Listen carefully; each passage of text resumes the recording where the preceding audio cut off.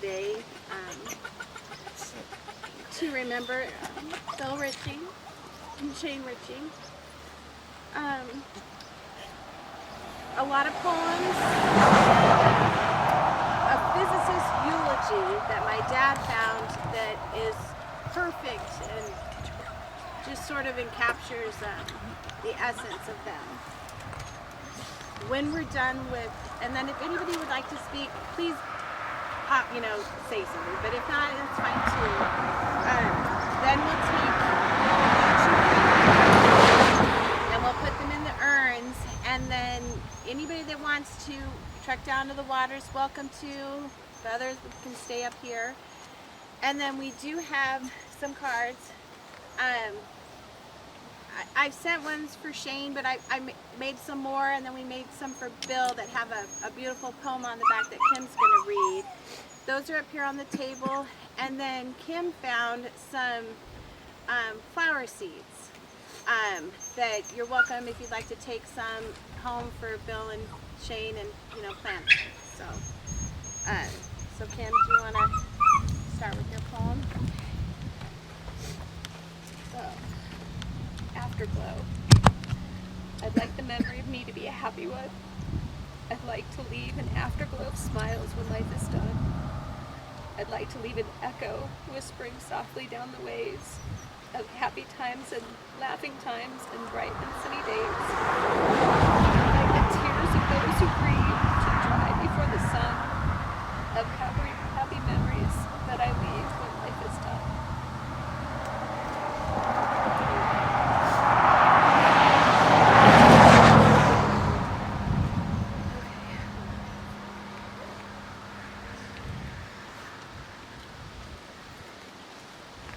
Okay, so this is the physicist eulogy.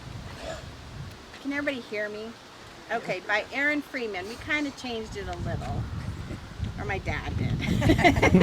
So, you want a physicist to speak at your funeral. You want the physicist to talk to your grieving family about the conservation of energy, so they will understand that your energy has not died.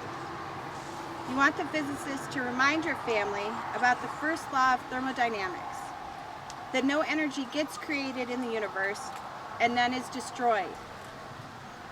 You want your family to know that all your energy, every vibration, every BTU of heat, every wave of every particle that was a part of you remains here in this world.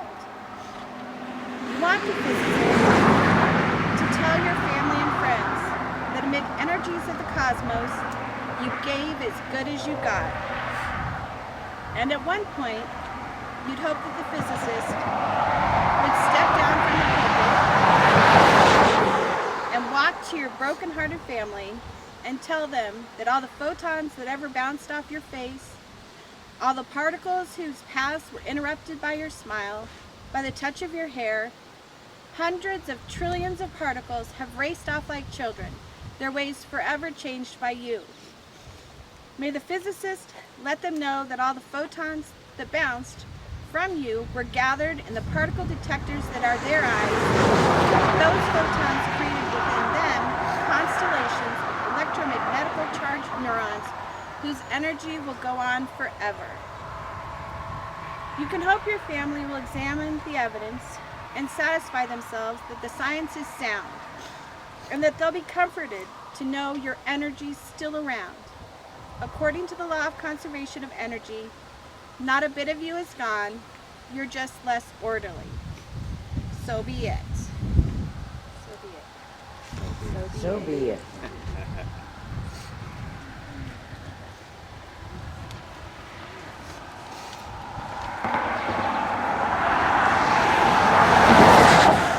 I thought of Bill the first time I ever read this.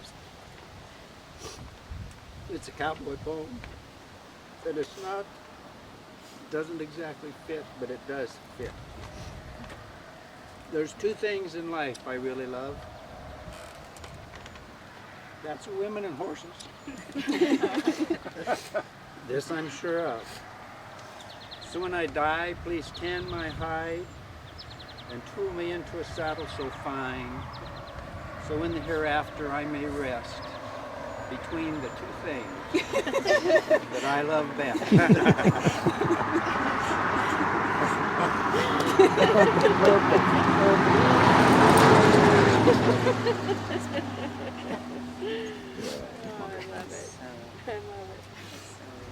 Jenny has her poem. Should we go next?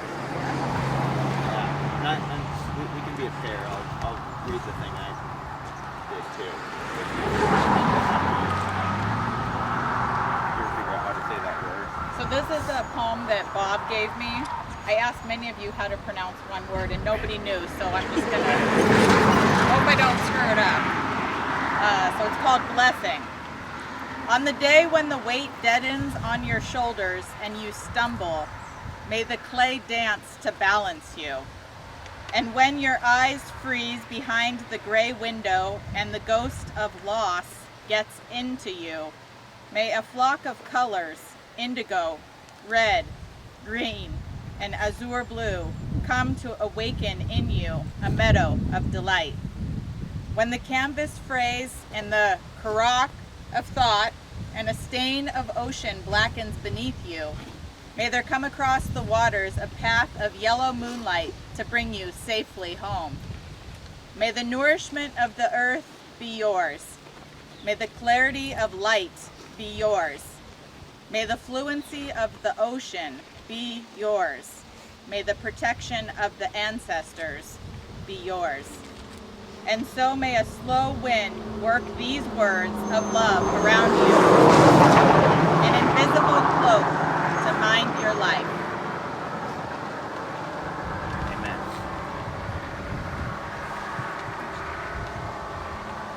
I just wrote a little thing. I spoke a lot at the Zoom meeting about my dad. I think most of you were there, so I didn't really write anything more for him, but I did write something for Shane because I really hadn't said any words for him yet. So one thing about Shane is, although he didn't necessarily like people at large, you know, he did love individual persons, and he really had a way about him that I think created a special bond with each individual person. He really crafted a very special, unique relationship with every person that he knew. And I know that bond is cherished by each of us here, and I certainly do myself. Shane, he rarely waxed philosophical in any kind of literary way, but he did wax philosophical about things that were often overlooked. Once he extolled, for example, the virtues of carbonation in beverages, how much that matters, even when you're trying to give up soda pop, which he was. We talked a long time about that. Coffee brewing techniques, timing, very detailed conversations about that. Finer points of what the funniest first words you can instill in small children. I think many of the younger folks here still have a deep-seated relationship with the term fish heads. Is that true? He had a very unique sense of humor, dry wit to match the greats. He could get you laughing for hours if he was in form. And his wry giggle got me giggling every time. I would giggle with him for hours. I miss him.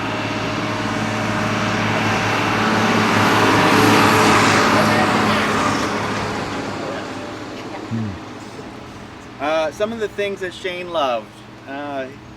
He loved family reunions. He loved nature and animals. He loved science. He loved humor. He loved his nieces and nephews. He loved to find a small group of people that he knew, that knew him, and hang out with them. I will miss Shane. I wish him a sweet journey ahead. Thank you.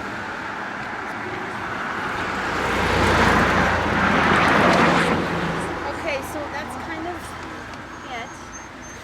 If you want to bring your notes up, and we'll put them in the urn. Or if anybody has words, Oh, yeah. if anybody has words that they want to say, I want to open up the forum if there's anything that folks have. Well, I wanted to say a couple things. I'll just kick it off. So it's been about 8 months since Bill died, and I've just had many times that he's come into my thoughts, and it's so funny. I reflect on just how complicated my relationship with him was in some ways. So he was my father-in-law. I cleaned his puke, poop, and blood off of the floors and walls of my house. There was the time when I was about 18 months into caregiving, deep caregiving for my dad who was dying of brain cancer. And Bill publicly posted on my Facebook wall, "When are you going to get off your cute ass and get a job?" There were some stories I just heard about, like the time he was smoking in his apartment, ashing into a wastebasket full of Kleenex, and he started a fire. There was the time when he was on hospice, when Aaron and I were advocating that he get his internet use back so he could send emails, and the hospice nurse very firmly said no due to the sexually explicit emails he was writing about hospice staff. So they were not going to give him back his email.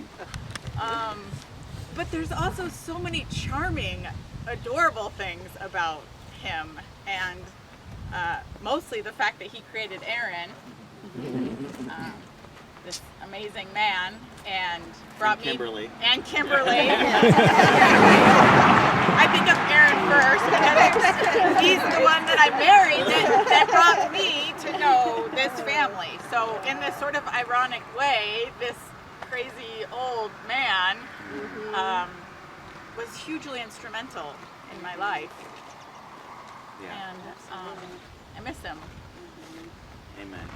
And then Shane, I sent a letter out about Shane, and at the time I was thinking about the Shane-shaped hole that there would be. I only ever knew Shane in the context of family events and the occasional text banter we would have about avocados and salmon sauce. But it was really when I would come to Nebraska. So it wasn't until we were landing yesterday that Shane-shaped hole really took shape. And I feel like when I look out at this group, I can see Shane, like the big guy kind of hunched over in the corner with the hat on. That's Way in the back. way in the back, yeah. That I'm already eyeing because I know he's the one I want to get to. He's going to have some funny, wry, super, spot on commentary, witty thing to say. So that Shane hole is alive for me now. Miss him. And I was going to win the lasagna competition, which was supposed to be happening right now. We tied on the salmon. We were scheming for lasagna. So I'm going to have to, I guess, just still go forward with the competition and win on my own.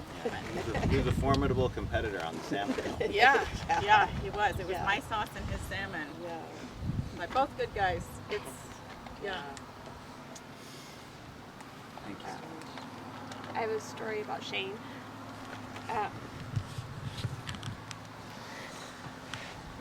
So the summer of the pandemic, when I was in my apartment by myself for months, Shane would text and see how I was doing, check in.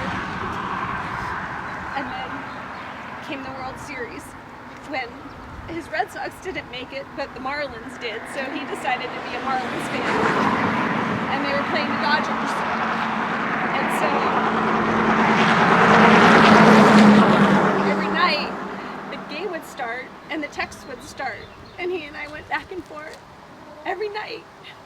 And we would talk about the crowd and comment on food people were having. And, I ordered Dodger dogs one night because they could be delivered to my apartment, and he made nachos, and we just had this, and it just made me not feel so alone, because I couldn't be with anybody, and it just, I appreciated it so much, because he had a way of knowing that I was alone, and he didn't want me to be alone, and it just, I miss that humor, that, like you said, that wry, dry, sarcastic, just, and I miss it, and I mean, I know some of us were on text about, just, he would check in, how are the fires, how are you guys, as West Coasters, are we okay, he just had a way of just, you never expected that from him, because like you said, he didn't like people, but he seemed to like,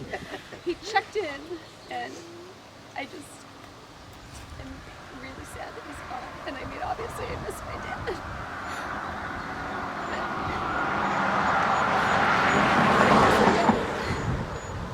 Thank you. So I want to talk for a sec. I've reflected a lot this last week, because last weekend I went to a grief ceremony, and I paid and released some butterflies in their honor, and I left their pictures. I didn't leave that one, but I left one of Kim and Aaron on both sides of Bill, and he's got this quirky half smile, and if you guys want to see it, I took a picture of it. But as I just was looking forward to this weekend, I have memories when Bill was in Denver, and I don't know if all of you know that he spent some time in a rehabilitation place, and he was sober, and I would go over there and have dinner with him, and he would walk into the dining hall, and everybody knew him. He had to go outside to smoke, and everybody knew him out there smoking. I would come home and tell Jeff, I can't believe I smell like cigarettes, but I'm hanging out with all the smokers at the rehab, and I just have a really fond memory of that time with him, because I feel like I got to see a side of him, just he and I, and sober. He came to our house for Christmas that year, and he was living in a sober house, and he was so fun. He participated in our white elephant. He took leftovers, and I know we all remember it. So I thought a lot about that this week. And then Shane, we spent a lot of time in Granadee's big living room. Every chair filled, so just standing here, I'm just overwhelmed by how many of us showed up for this. And that Granadee's legacy, Grandpa Kurt, and then Shane and Bill loved this. I mean, just the cars going by, just who showed up here from all over to be here together. That and I don't know, the DNA in this family is strong. I just remember when Kim and Aaron were coming, we were all coming. When you were little, because we maybe sometimes only see you every other year, but we would plow into all those chairs. I blame kind of June on this. I know, because she taught us all how to do it in speed. Remember our conversation? Well, we were going to make a book about how, all the different kinds of ways. How do you eat them quickly? And David, this was way before there were 18,000 flavors and types of seeds, but these are, to me, so I didn't know if anybody wanted to chew on a couple of seeds today. If you walk down to the river, or you want to leave a shell or something today, I had to grab. I just opened it, so no hands have been in it. But remember all the cups? Oh yeah. All over. We would never clean them up, and sometimes I had to clean them up every morning. Yeah, and I just think that he'd giggle. That at his memorial we talked about sunflower seeds. My kids know that it was part of our family. So I love them both. I love this family. I love that my daughter's getting to see what roots look like. She wanted to know what I wanted to hear driving over here, because she knows when I come back to Nebraska, back to my childhood and my high school years and stuff, that there's a genre. We can listen to a little Elton John.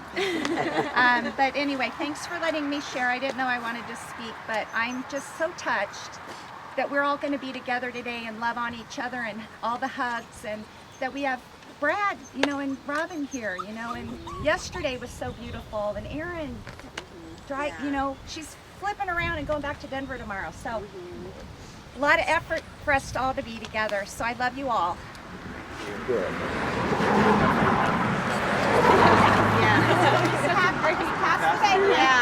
Just take a few. I'm into rituals, and so now when I eat seeds, I'm going to be thinking about, for sure, all those boy cousins that wouldn't.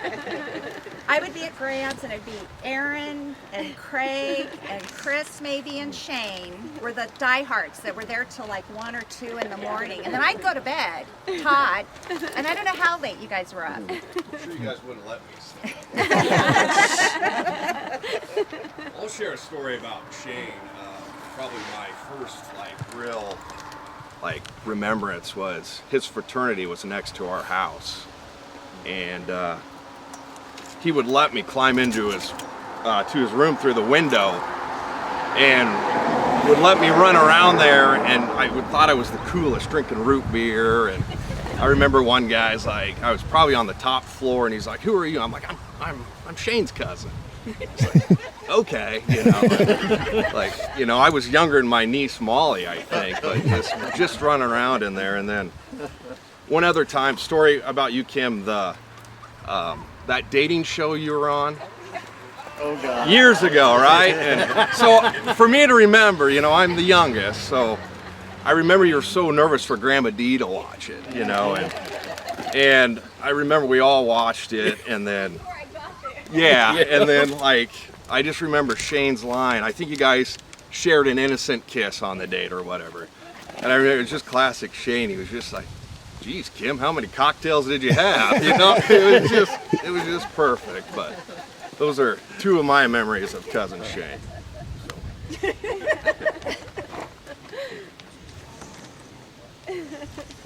Well, I think the one thing I remember about Shane that saved my day was, I think it was Katie, and I was at work at the college, and I get this frantic phone call, and she says, "Mom, there's a bat in the house." Well, I knew Shane lived right next door, so I says, "Well, go get Shane."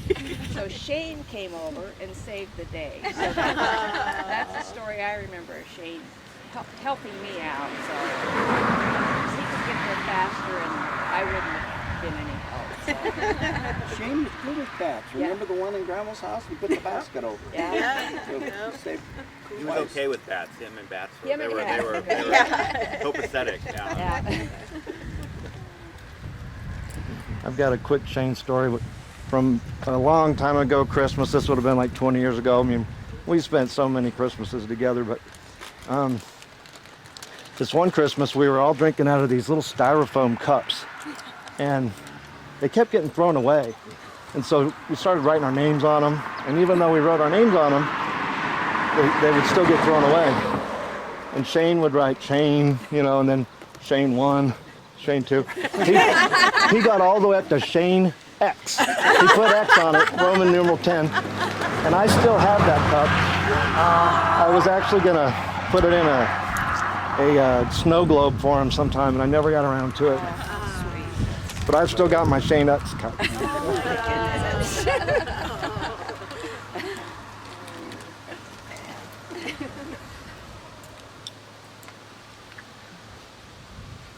I can share a Shane story. I think it was the reunion in Colorado where you and Sarah and Todd and Shane took you out to the bar. I bumped into those pictures this you know, back in the day where you had to develop them. And I'll send those around to you guys. When I think of Bill,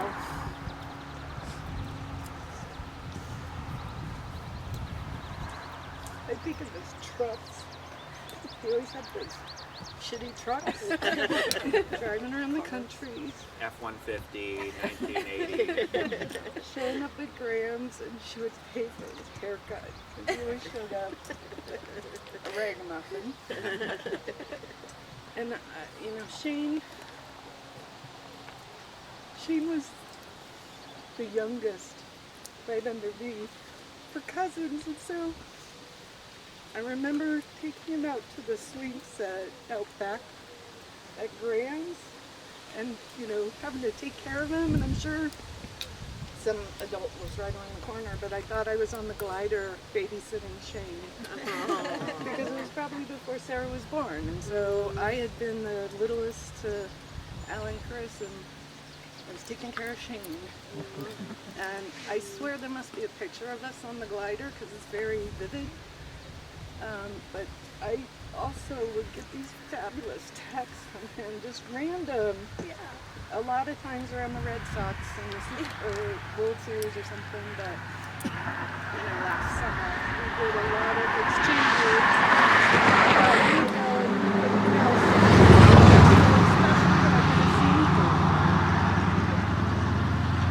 The worst thing about Shane is how much the little kids loved him. They did.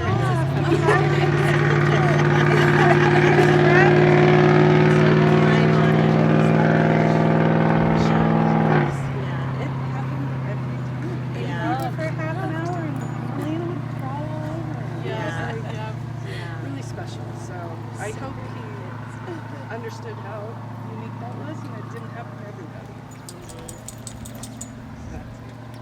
One of my favorite memories was I was really little, and Shane would always banter with me, and I was a little stubborn kid, so we'd go like back and forth. But I remember one time, and my parents kind of told me about it too. He would had me on the couch, and he's like repeating to me that Yankees suck. Yankees suck. Yankees suck. Like, go tell your dad this. Yankees suck. And I was like, I went over and I told him.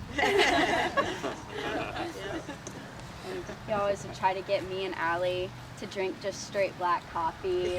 And we were little. Like, my mom was like, no, they can't have that. But I remember I started working at the coffee shop, and I went over to his Grandma and Grandpa's new house, and he had like a pot of brewed coffee, and he's like, do you drink it black yet? And I'm like, no, and he was like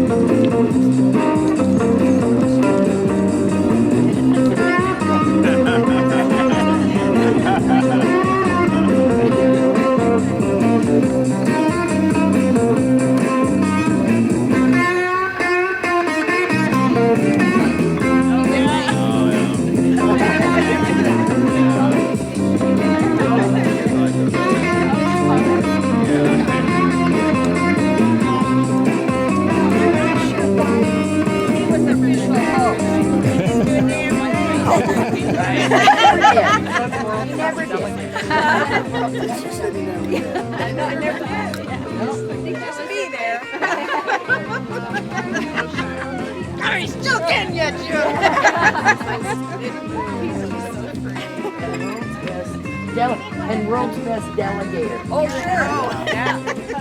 Plan for you. Oh, yeah. Right there. If you need work, I'll be right there. Jeff, I showed them your picture.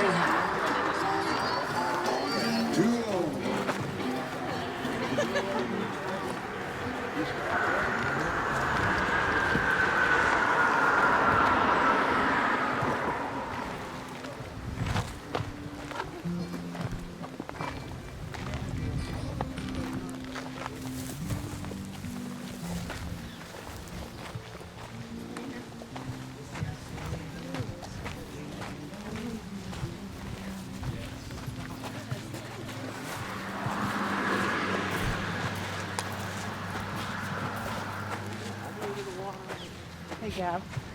Try to avoid trying to walk. No, it's a mile wide.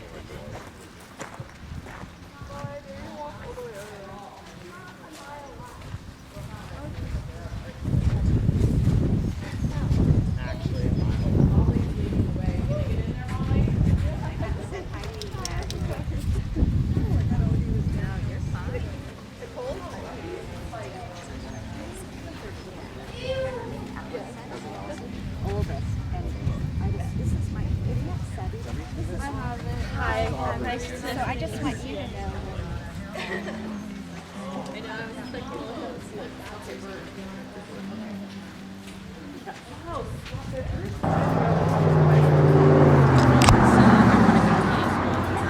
So I'm taking some time off. I'm in medical training right now to get like the medical hours, and then I'll find like a year or two.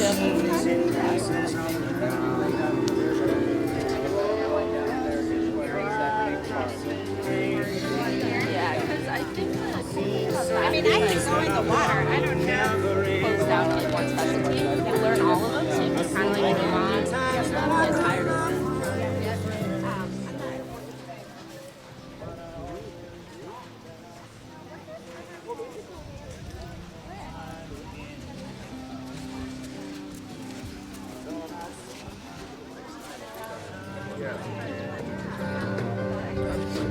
There's just a few things coming my way this time around.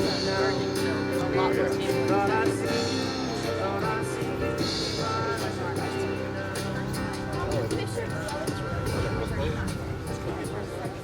My brother's very dependent on a hospital for a bachelor party.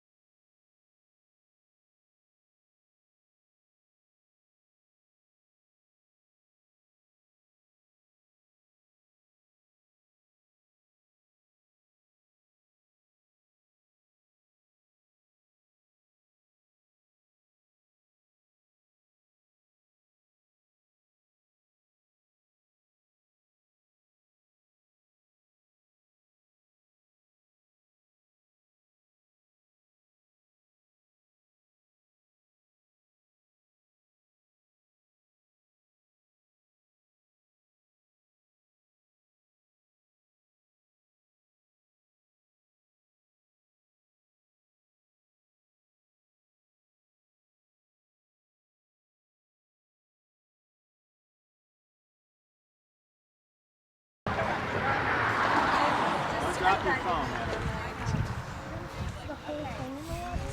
Yeah, it biodegrades. It did.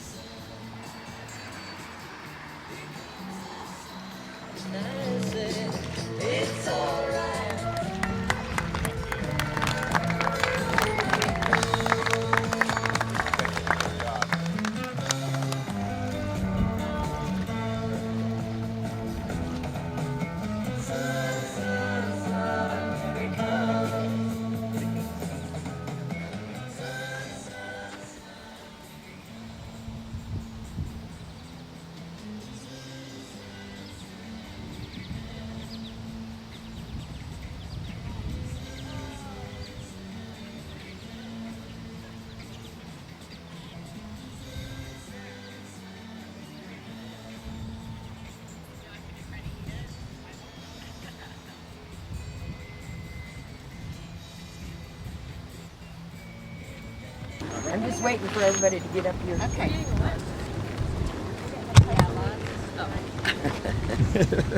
This is where I needed that bullhorn, John. I know.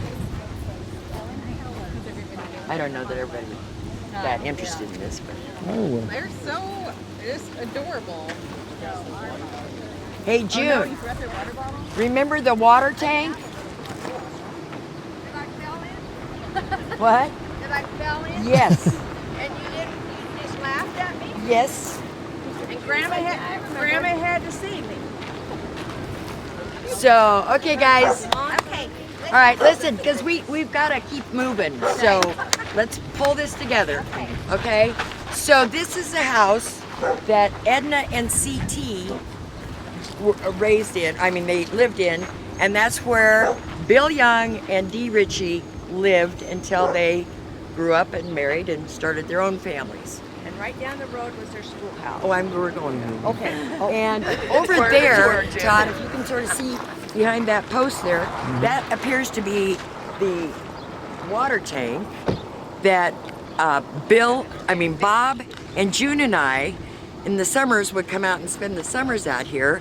And one of our favorite games to play, because that all used to be feedlot. And there'd be cattle and pigs out there. And so we would play Kick the Pig. And whoever got the red pig won, right? Well, we're out there standing on top of that thing, kicking the pigs, and June fell in. And I was the baby. She was the baby. She fell in. She comes up. She is dripping with algae and yuck. And Bob and I just lost it.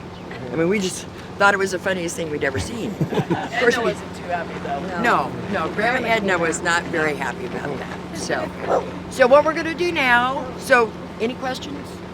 How many acres did you have to the farm? You know, we were just.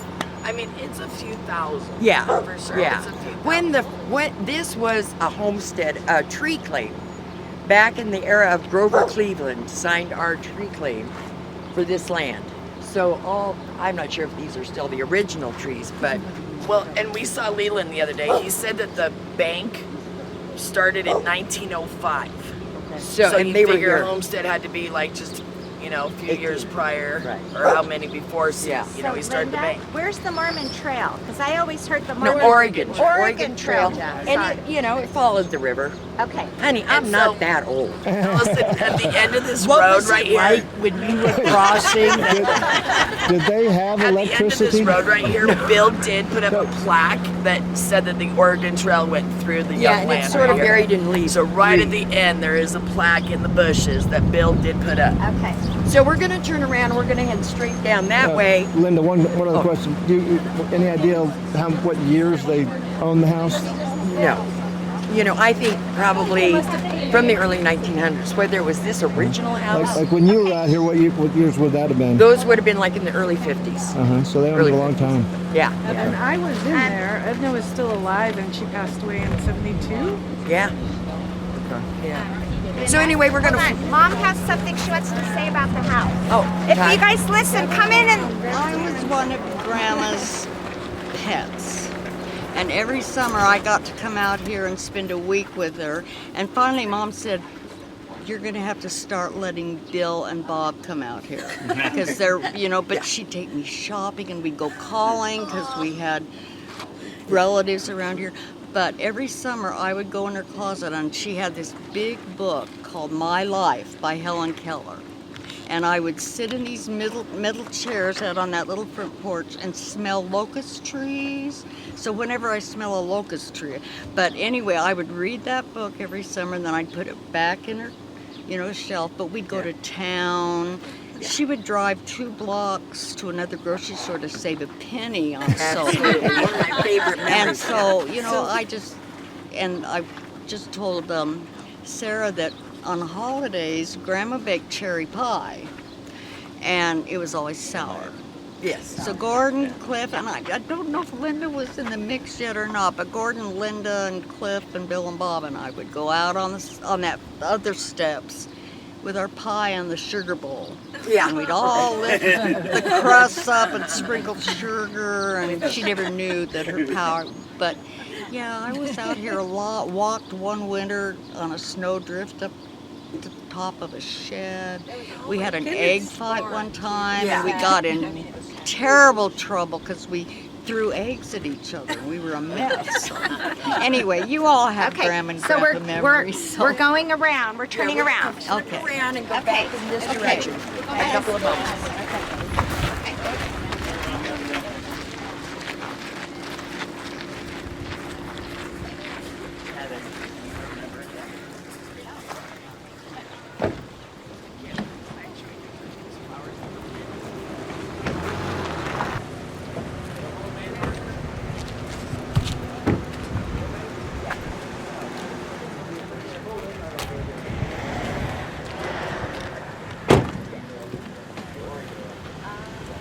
Was there a country school and a city school? Or Yeah. this was the school? No, there was a country school and a city school. It is city And this has been an addition. I believe it is now closed down. This is an addition. So the original school was that square, and that's where Bill and Dee walked to school from the farm here and back. That's the story, and we're sticking with it. Not that close. Surely not when it snowed. No. They didn't have to go through drifts. Oh my God, 5-foot drifts. Uphill. It is uphill both ways. Uphill the whole way. Oh, get out, Janet. We moved from Kearney, where I started kindergarten, just south of Good Sam. We used to go by I go by that house a lot.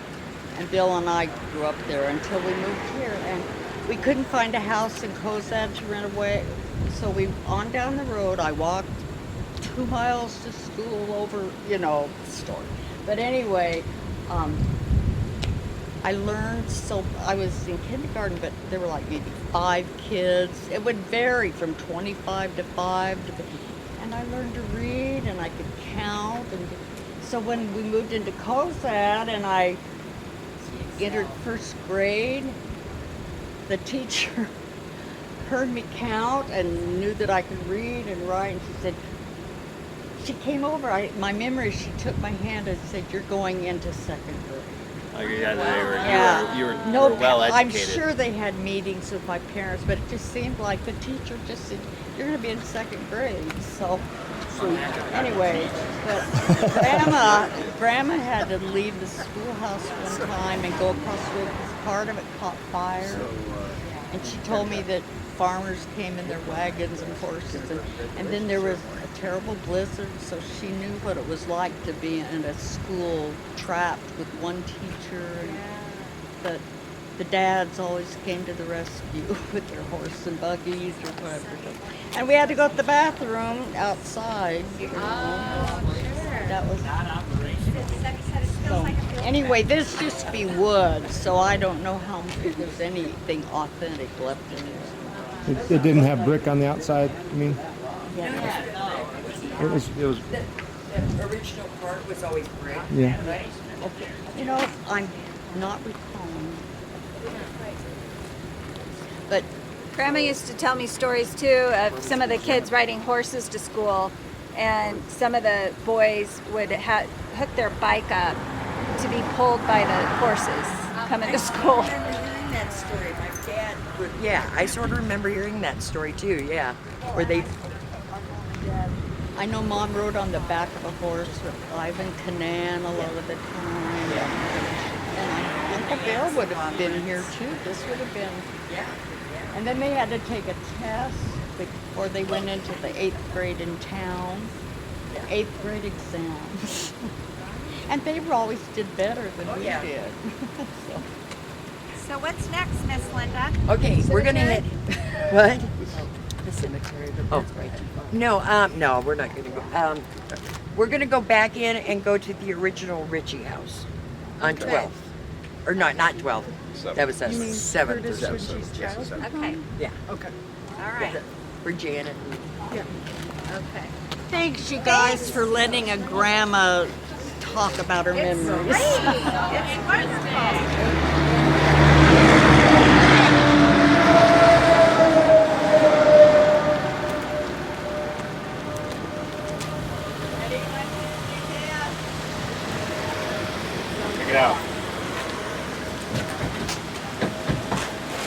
Aww. I know, we could do a roadside attraction. We could do a roadside attraction. You know how cool it would be to live in a building like that? I want you to ask your kids if they know what the Pony Express is, because Sunny didn't know. Hey, Gavin and Tay, you guys know what the Pony Express is? No. Okay, we need education here. I know.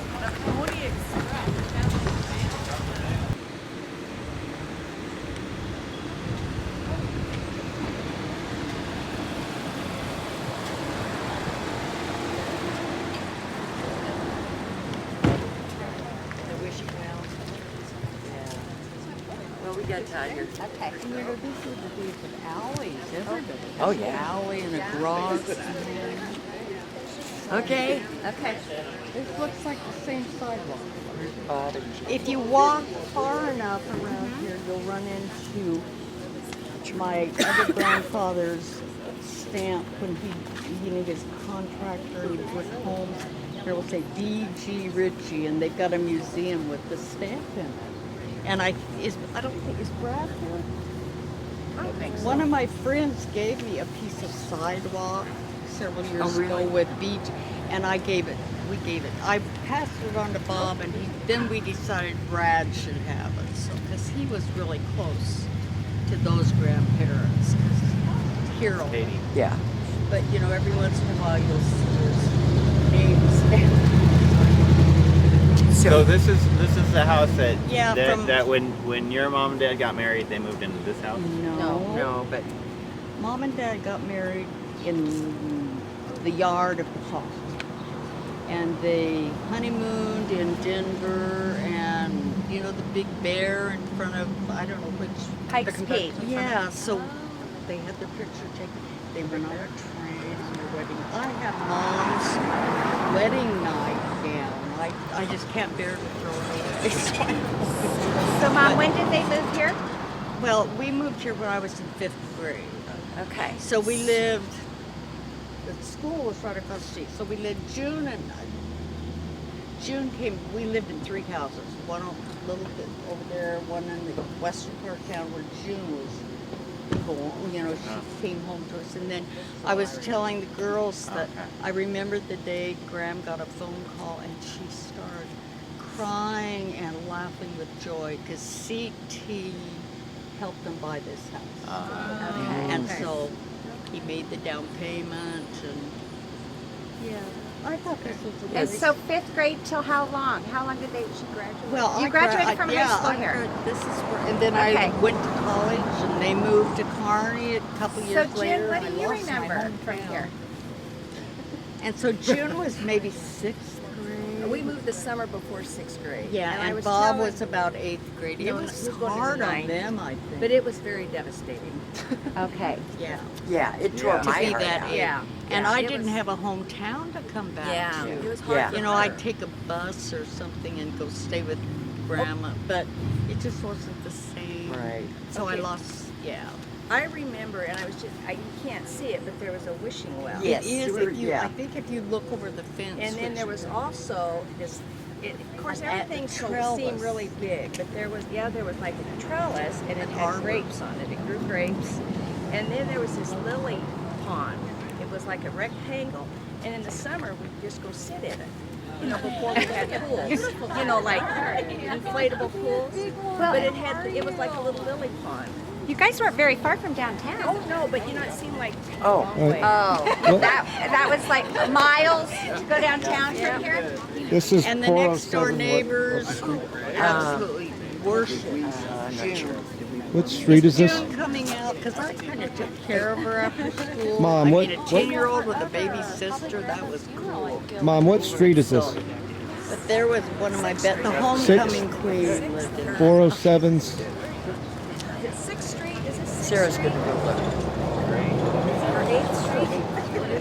Yeah, the grade school was behind us with one of those horrible, dangerous slides. Oh, yes. I mean, now they're outlawed. Oh, the fire escape People slide. fell off of them and were never the same.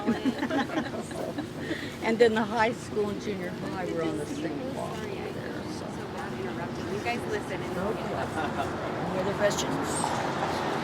Any other comments?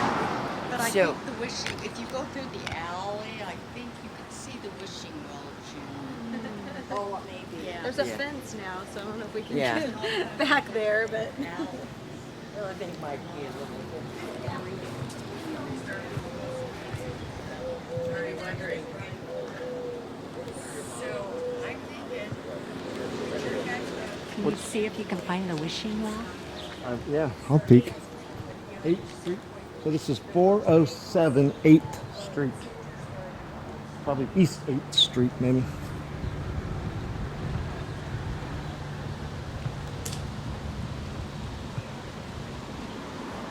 Sorry. Yeah.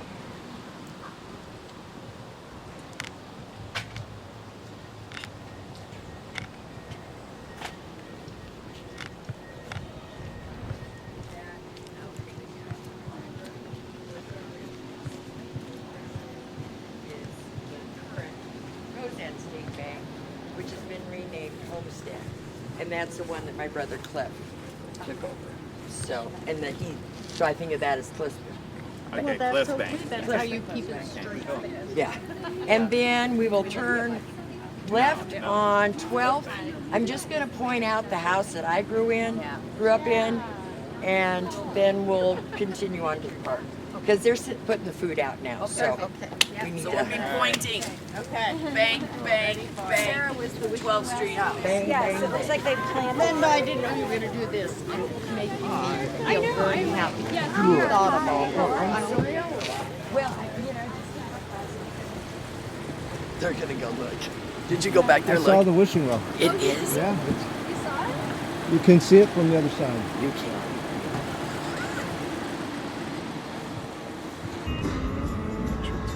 Just point at that card because they're gonna like point at things like the bank.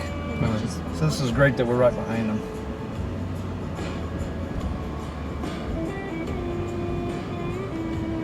So this is something. I don't know if that was, oh, that's the Robert Henry Museum. That's probably have Miles Marriott's. Not sure what else she's pointing at, but I think she's gonna point at the bank. We'll look for stuff. Yeah. She probably still is a bank, I'm guessing. I don't know.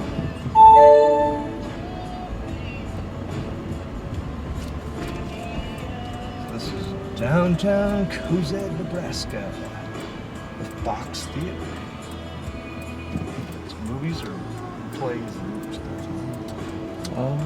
Okay, that is the bank. Get a shot of that. Oh, That wow. must have been CT Stockman's, yeah. That's cool. Wow, dang. You should design a bank that looks just like that. Yeah.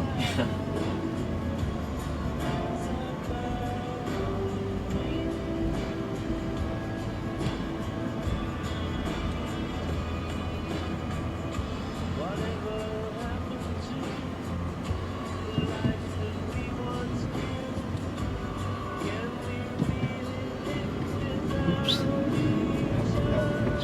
Okay, this is something. Oh, the library. That looks like not sure. The Wilson Public. Okay, and this is another bank. So good. Oh yeah, Homestead. I think. Did you say that's Cliff's Bank? Yeah, Cliff's Bank. Okay. I think it was renamed from something. Yep. We'll just call it Cliff's Bank. Yeah. Cliff was her dad.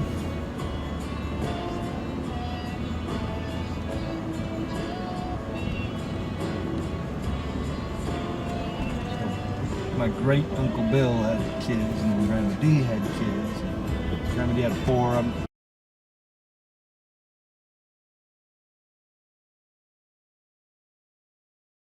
Ask Linda.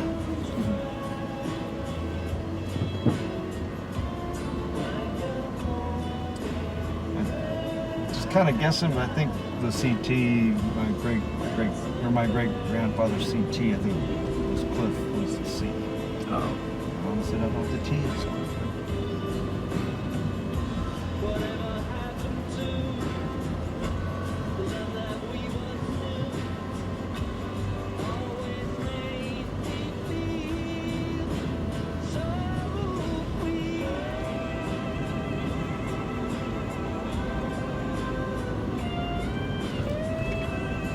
Stop it now. I think we're done showing stuff.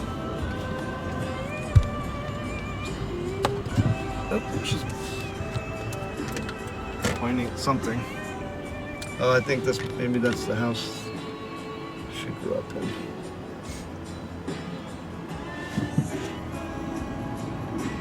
To verify this with some